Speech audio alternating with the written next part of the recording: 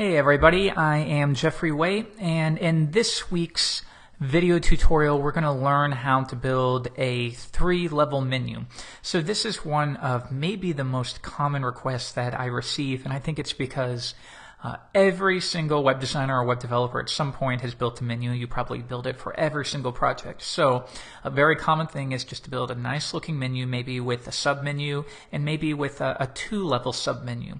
So that's what we're going to do. We're going to learn how to make it work in browsers, and then we're going to enhance it with a little bit of JavaScript to add a little bit of animation, kind of a nicer feature. This is going to work in IE 6, 7, and 8, Firefox, Opera, Safari, Chrome, etc.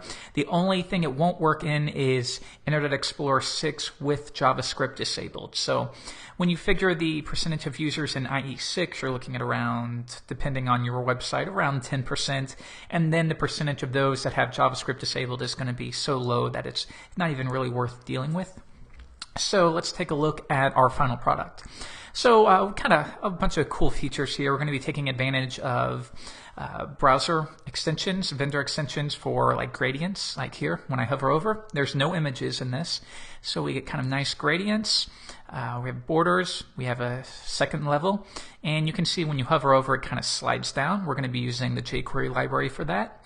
And this will work. So let's go ahead and disable JavaScript and see what happens. Refresh the page, and now when I hover over it, it's just automatic, but it still works just fine. And that's the whole point of JavaScript, is we just want to enhance it to make it a little bit nicer, as you can see, and then it fades out when you let go. Alright, so let's get into this. We're going to build it from scratch. I'm going to close that out, and I've created a new project on my desktop. Got an index.html file, and then 2 blank files for our CSS and our scripts. So you can see those are blank. All right, let's begin. And the first thing, of course, is we're going to link to our style sheet. And the ref is going to be css/style.css. Okay. And then at the bottom, we're going to link to a few more things. We're going to link to jQuery, of course. And let's open that up. And then next, we want to, actually, we don't need that. Let's link to, there we go. Sorry, different text editor than I'm used to. And the source is going to be js/scripts.js. Okay, so we're all set to begin. The first step is we have to create our menu.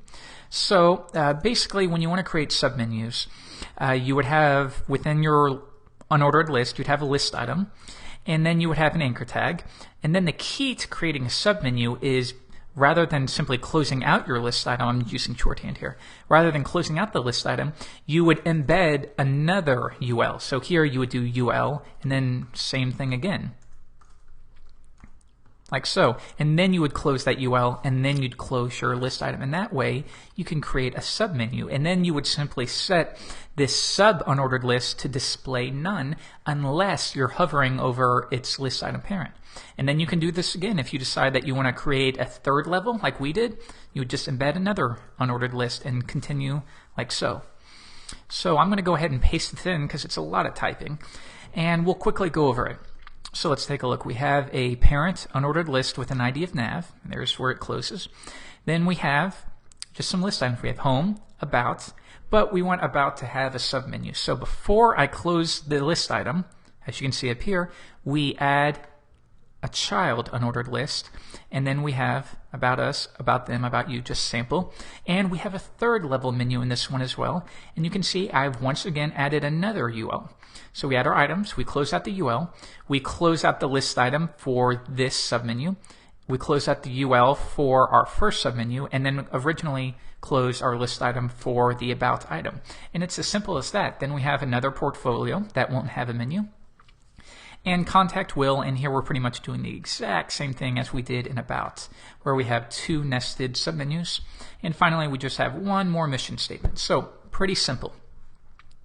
If we want to take a look how this looks, I'm going to go up into menu, index.html, and unstyled, this is what we end up with.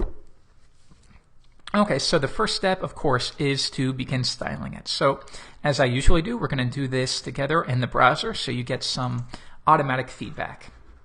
So the first step we need to do, this is not necessary, it's just for sample. We're going to do font family for the body, and I'm going to do just Helvetica, fall back to Arial, fall back to sans serif, and I'm going to give a background. Once again, this isn't necessary for our menu, just to have a little bit of contrast. Okay, let's begin. Menu. Should be good to label. And we're going to do nav, and this is going to target that parent UL. And let's first give it a background of E5, E5, E5. And that's just a slightly different color. You probably can't even tell actually here, but it is slightly different. Though honestly, that's probably not even necessary. And I'm going to float this to the left, and I'll explain why shortly. It's referred to as shrink wrapping, so we'll go over that in a bit. And I'm going to set the margin. By default, unordered lists have some default styling, so we're just going to make sure any margins or padding is going to be zeroed out, and you can see that changes it slightly. Next, we're going to put a border around this of 1 pixel solid white just for visuals, and you can see it right there. And I don't want a border on the bottom, so most of this is just preference. Okay, there we go. So now we're ready to begin. Obviously, if we want a menu, we need to float some items, right? Now here's one key, and this is something I learned, and when you're dealing with list items and anchor tags, it can be easy to kind of switch between adding padding and margins to the list item, and then you add your own set of padding and margins to the anchor tag child, and then you end up with these areas where I'm sure you're familiar with it, where the anchor tag, maybe you set a background color and it's not as big as the list item, and you have to try set display block or change the width and height. It gets really confusing. So use this as a rule of thumb. When possible, apply all of your specifics like the width, height, padding, margin, background. Apply that to the child element. So apply it to the anchor tag, and then the parent or the list item will mold itself to contain it. So it's kind of a good practice that I've learned. So the first thing that we're going to do is we're going to do nav li A, and then we'll also do the list item, and we're going to float these to the left. And right off the bat, you're going to see that gets a lot better. But of course, we have these child elements, so we're going to first get rid of that. So nav li ul, and this is going to target any list items that have ULs as children or any submenus, and we'll put that in submenu. And what we want by default is for that to be display set to none, and that's going to hide them, leaving us with just our standard menu like we would hope. All right, now let's go into our standard list item.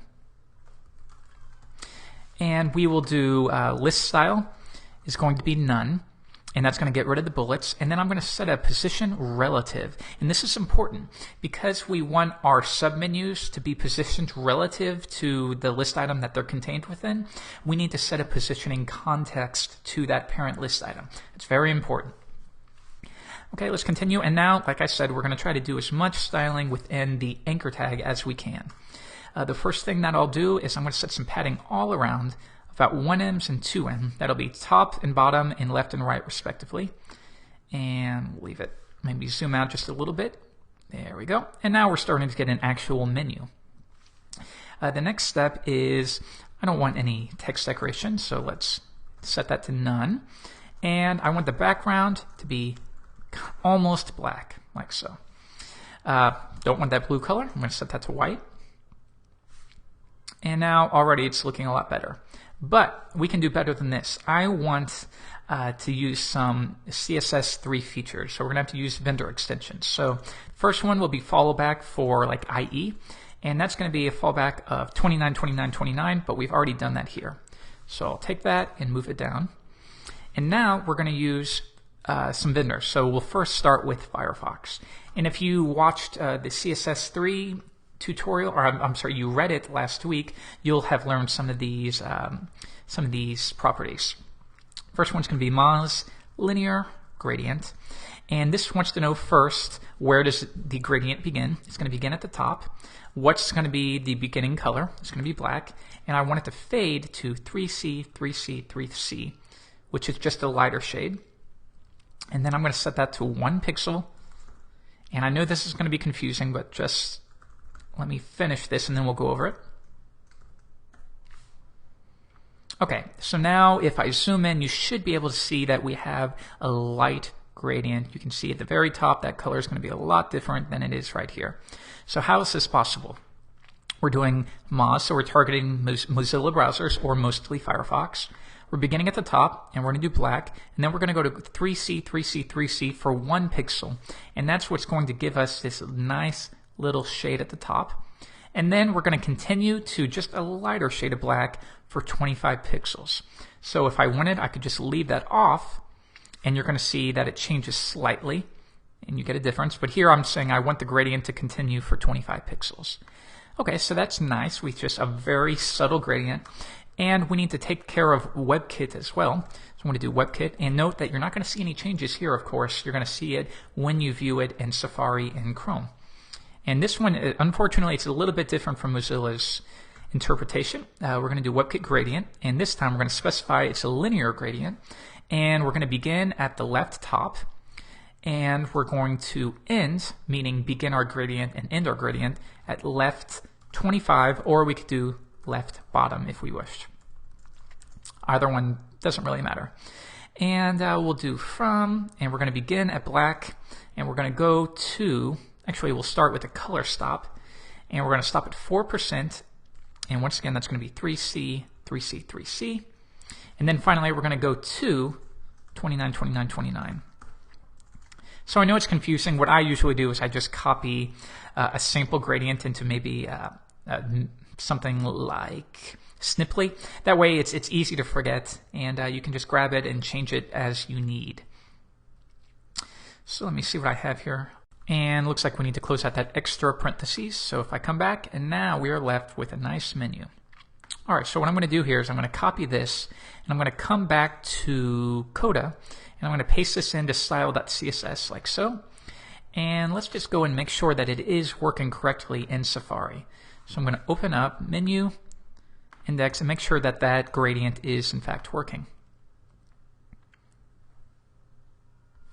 And if I zoom in, it looks like no, it's not. So we know that we made some mistake.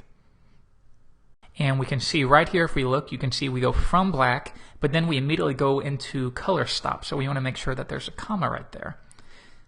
Come back, refresh the page, and now you can see a nice gradient. So good. I'm going to go ahead and close out Safari, and we can continue on.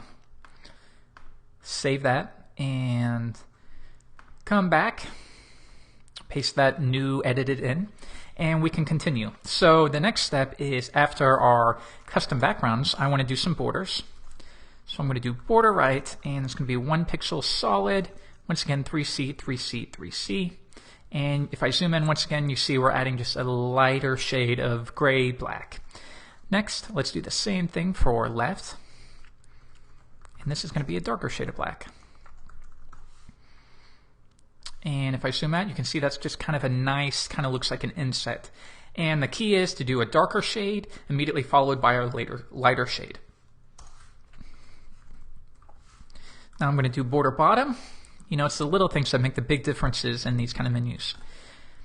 So we have a darker shade, and finally border top is going to be 1 pixel solid, 54, 54, 54. And you can see we're pretty much doing the same kind of feature. Okay, so now we're going to make some changes. L-I-A, and then when you hover over an anchor tag, note, once again, I'm not applying the hover event to the list item, I'm applying it to the anchor tag. We're going to change the background to 2A0D65. And now we're adding a nice purple color. And you know, there's nothing special about these colors. It's just a matter of going to Photoshop and picking something that looks good to you. So by default, we want this to be purple when you hover over it. I'm going to zoom out now. And we have a nice menu. Note that we aren't doing any JavaScript whatsoever.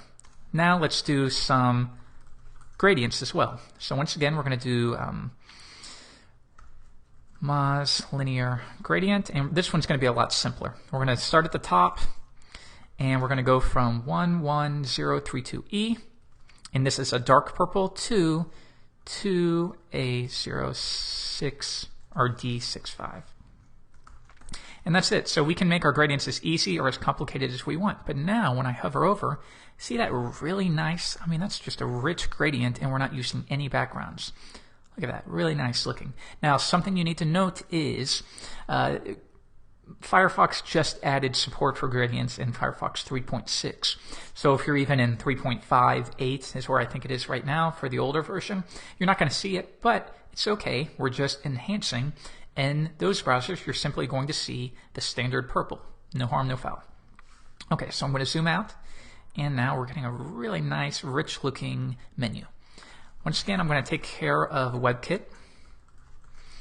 WebKit gradient, and we're going to do linear, and we're going to start at left top, and then we're going to go to left all the way to the bottom. And I kind of like WebKit's version more. It's a little more intuitive, because you can specify from and to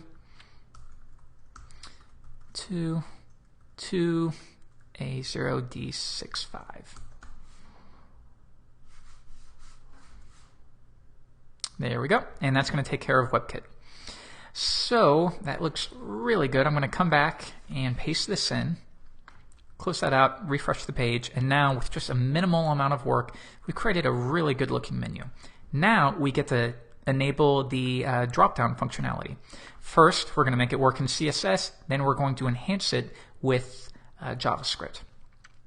So nav, li, get all of the submenus, and display none. We're going to set left to 0, but you know what we're going to do? While we're working on it, there's no need for it to be display none. Let's go ahead and set it display to block. That way we can get a better idea of what we're working with.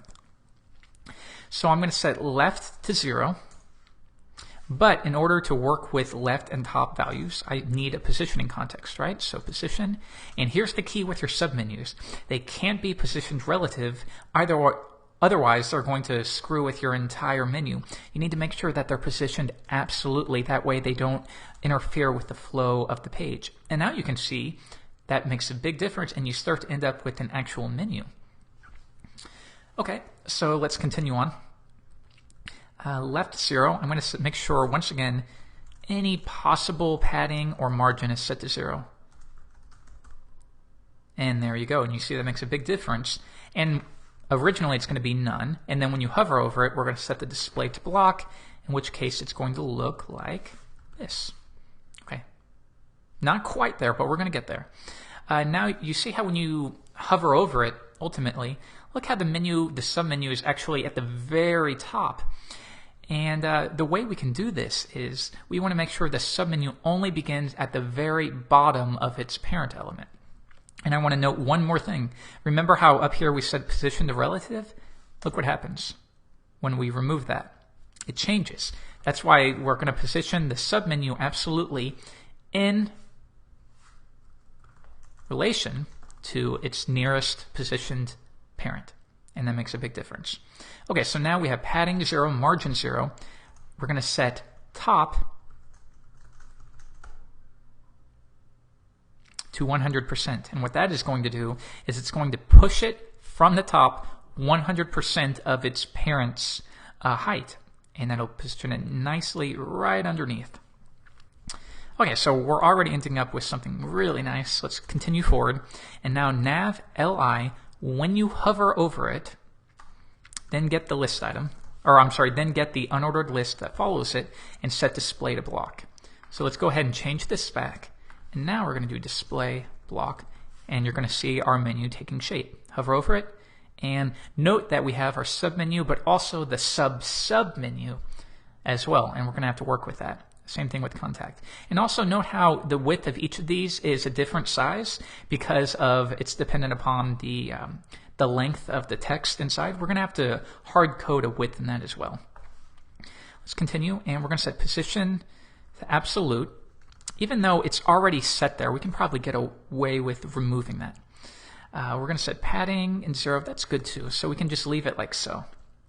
Next, I'm going to continue on, and I'm going to do nav li ul li and then nav li ul lia. Okay, so that looks jumbled. Let's just decode it. It's very simple. Get the list item, get the UL, meaning get any submenus, and then get the submenus list items. So this is targeting, if we go back, this is targeting the submenus list items, or these, and these. So, and then we're also going to get the anchor tags as well, just to make sure that we're being consistent. And I'm going to make sure that if you see above, we floated them to the left because we wanted this horizontal menu. See, if I remove that, they default to display block. I want to make sure that our submenu, we want it to be displayed as a block. So I'm going to make sure I set float to none. Okay, and that's going to change some things, but don't worry. We'll fix that shortly. Next, I'm going to do nav li ul li. And all I'm going to do here is a fix for Internet Explorer 6. Don't worry about this too much. We're simply going to set display to inline. You know, as you guys, if you're compensating for IE6, sometimes really weird properties are required. This one actually took me a while. What was happening is when I hovered over one of these items and I came to a submenu, I was suddenly getting this extra like 10 pixels of white space, and I couldn't figure it out. And I set display to inline, and that did it. So maybe it was a margin padding issue. I'm not sure. But this is only for IE6. We're going to use a hack to target IE6 exclusively using the underscore. If you're uncomfortable with that, simply use conditional statements and import an IE6 style sheet, or just add that style. For the sake of quickness, we're just going to do it like this. Next, I'm going to continue on, and we're going to do nav li ul lia, and this is simply going to target all of the anchor tags like these. Okay. Come back, and within here, we're going to set a width, and I'm just going to say hovered over that. I'm going to set a width of 150 pixels. And continuing on, I'm going to set display to block. And now that's the big key, display block. And that'll force them to take up the entire width that you set, or 150. And now we can get a consistent 150 no matter when you hover over them. So cool, you're already getting a very nice looking menu, but we do have a problem in that, as I said before, the sub menu is displaying, and what we really should only be seeing is about us, about them, and about you. And then when you hover over about you, then we see more about us, more about them, more about you. But also, it probably would look weird if we hover over about you and then it gets longer. We should make sure that more about us, more about them, and more about you, actually, maybe we should have it come off to the right, so it's almost like a new step almost. So let's see how we can do that. I'm going to come down, and I'm going to set a new one just for my sake, because it can get confusing when you have these long strings. So I'm going to set this to sub menu, so I know what I'm referring to. And we're going to do nav li ul. And now this is targeting, and I want to make sure I go over this. Now we're targeting the sub ul. So we're not getting the first one, we're targeting li ul. We're targeting these. And these are the third levels of the menu. Nav li ul. And I'm going to set display to none as well. So we're kind of duplicating this almost. If I wanted, I could even take this and put it up at the top. Where did I set it? I set it somewhere. Anyhow, it's not important, but we could group these together. I'm going to keep it like this because it's easier for me.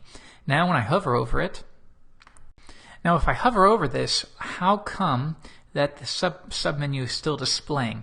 And the reason is we need to override it. So for instance, if you ever can't understand why something isn't taking effect, try applying important after it.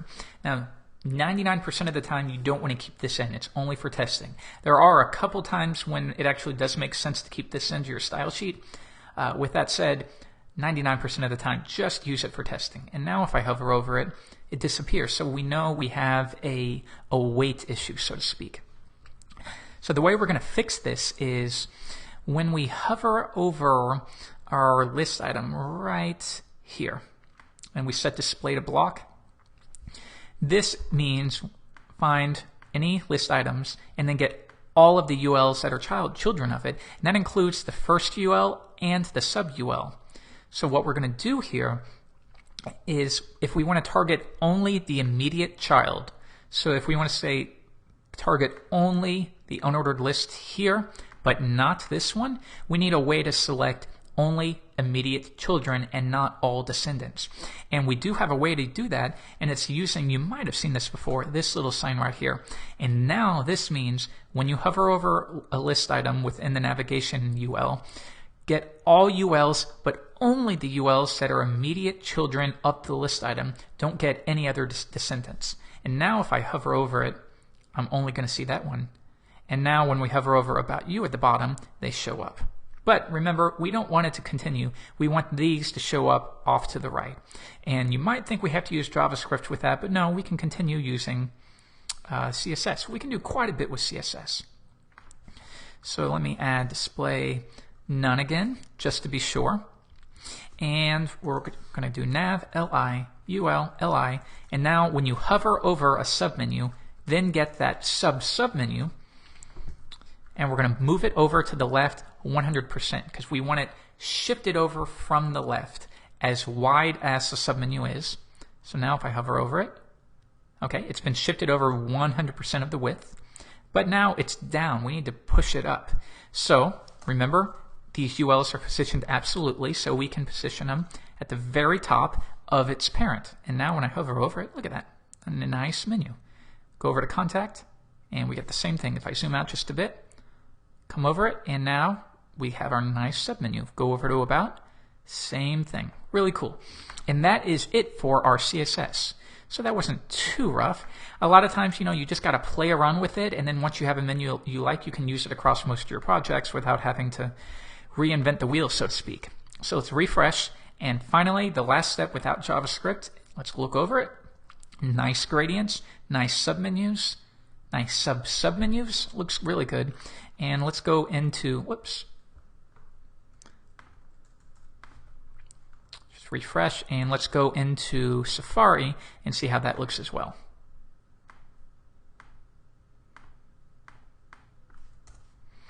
Hover over it, we still have our nice gradients. And you know what? It looks like we have a small problem. The submenus look good. It looks like I did make one mistake. I'm not seeing that nice gradient in Safari like I thought I was. Let's go back, and the problem is going to be when we hover over it. Okay, we have our background for IE. We have our background for Firefox. That's working, so the problem is going to be here. And it's just because the syntax can be confusing. Let's make sure we got it right. WebKit gradient, it's going to be linear. It's going to go from left top to left bottom and yeah, here's the problem right here. You can't have spaces, so it's not like you can do that if you want. You need to make sure there's no spacing. So I'm going to get rid of this space right here, and after from to to, you need to make sure you have a comma, and I think that's going to make the difference. If we come back, refresh the page, yeah, and now we get that really deep, nice looking glow. If I zoom out, looks really good. Okay, so now, fun part, we finished the JavaScript, we finished the style sheets. Now we can get into adding just a little bit of enhancement using JavaScript. So we come back to index.html. I'm importing jQuery. I'm importing our scripts.js file.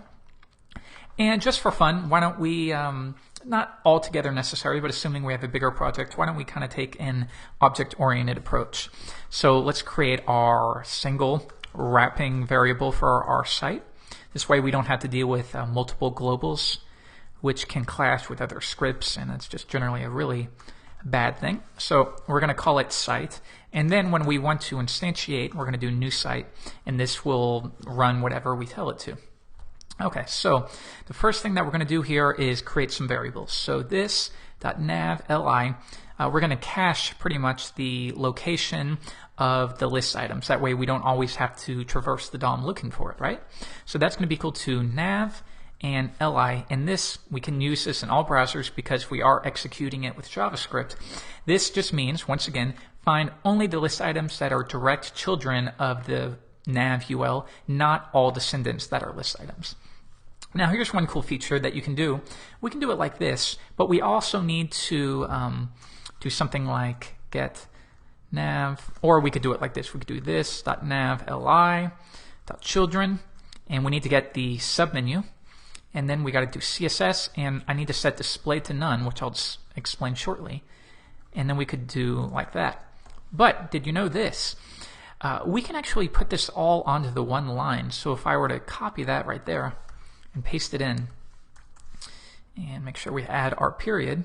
So now we have .children, CSS, display to none, and then I'm going to do end. So what do we do here? This is just kind of a little bit of a shortcut.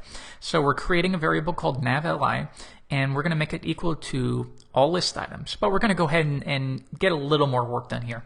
We're also going to go get the UL, that's the submenu, and set the CSS, and we're going to set the display equal to none. And then I'm going to call end, which brings us back to the list item. Because here we're working with the UL, but if we want to go back to our original selection, we can do end. And now navli is still equal to this. We were just able to do a little bit of work before we created the variable. Now, next, why did we set display equal to none? And it's because with our CSS, by default, when you hover over a item, it's going to display automatically. But we instead want to use JavaScript to slide it down. So we're going to make sure that we override that style sheet and set the display to none. And now we're going to call something like this.init.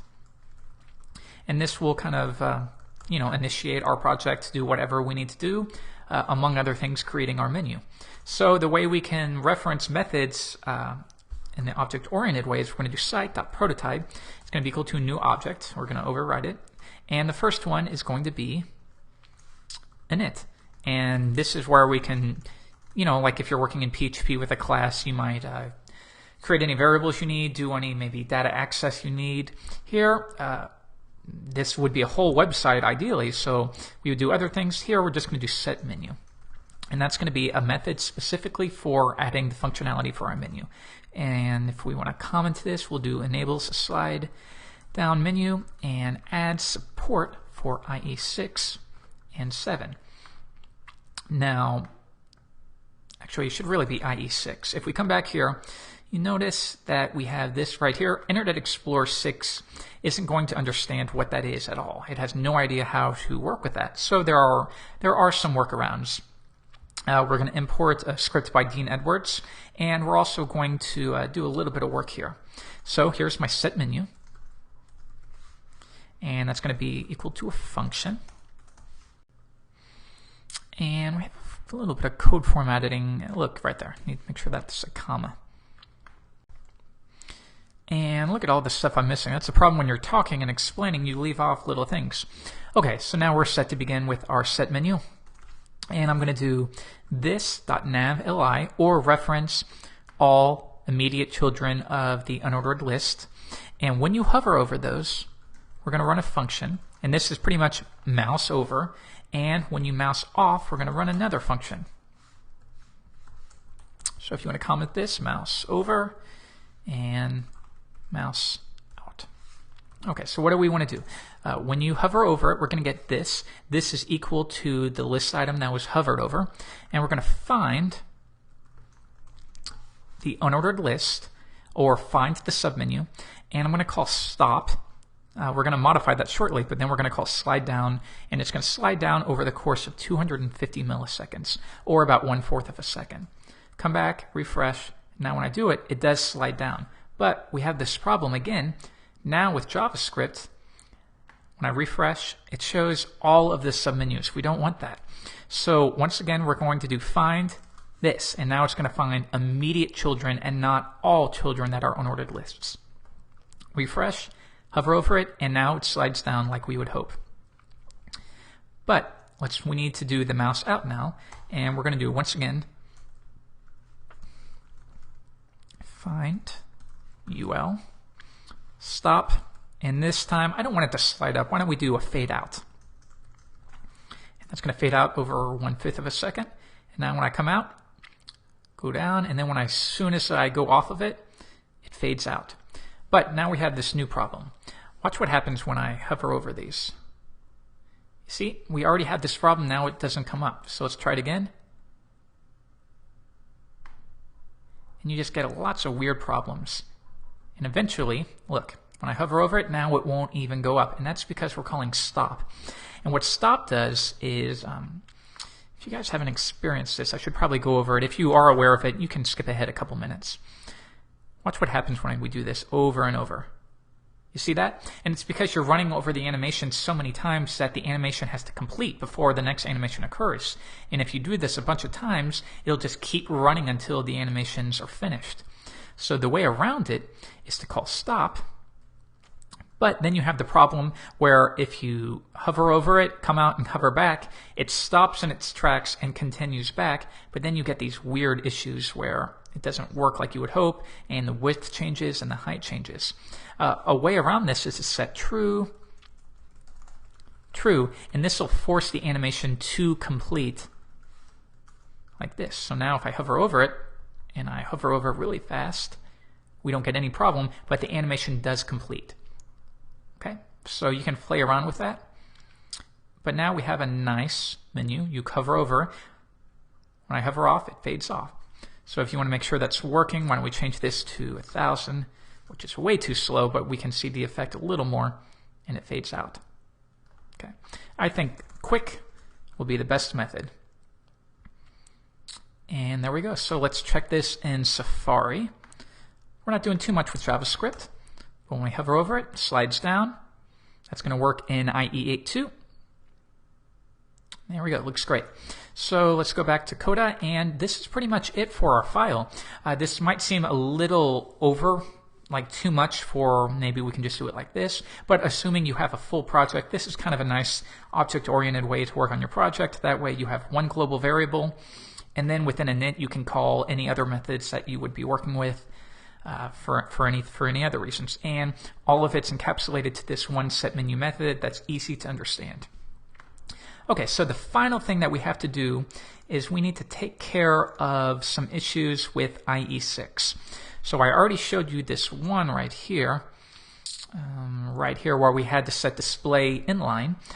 The only other thing is we need to, and I do this in general for all websites now, it's not worth dealing with. It's a extra, I don't even know how large it is, 20K or so, but it's really worth it. And if they're using IE6, you know, screw them, so to speak. So they can deal with an extra 28K. So I'm going to import a script by Dean Edwards, and it's called IE8. And all of this does is it enables advanced CSS selectors and stylings for browsers that are below IE8. So the original idea was it takes any Internet Explorer browser below IE8, and it gives it that functionality. It allows functionality for CSS3 selectors, like this one, if I can find it, like this one right here. With this script, IE6 will understand what that means. And this is what you should always be doing. Don't immediately begin compensating for the oldest browser and try to do your best. Compensate for the best browsers, and then work back and see what you can do for IE6. And in this case for me, who cares? They can deal with an extra 20K if it makes my life easier. And now it's going to work just great in all browsers. The only time it won't work is it's not going to work in IE5, but nobody cares. It won't work in IE6 if JavaScript is disabled. Other than that, and that's a very low percentage, it's going to work perfectly. And now we are finished with our 3-level menu. And my name's Jeffrey Way. Thank you so much for watching. And as always, don't forget to follow net.tuts+ for the best tutorials, quick tips, and screencasts available on the web. And you can also find us at twitter.com/nettuts. And finally, if you're still with me, always be sure to check out themeforest.net if you are a web designer and you want to sell templates and themes. And CodeCanyon if you're a developer and you want to sell maybe PHP scripts, JavaScripts, ASP.NET components, lots of really cool stuff. Be sure to check that out. Once again, I'm Jeffrey Way. Thank you for watching.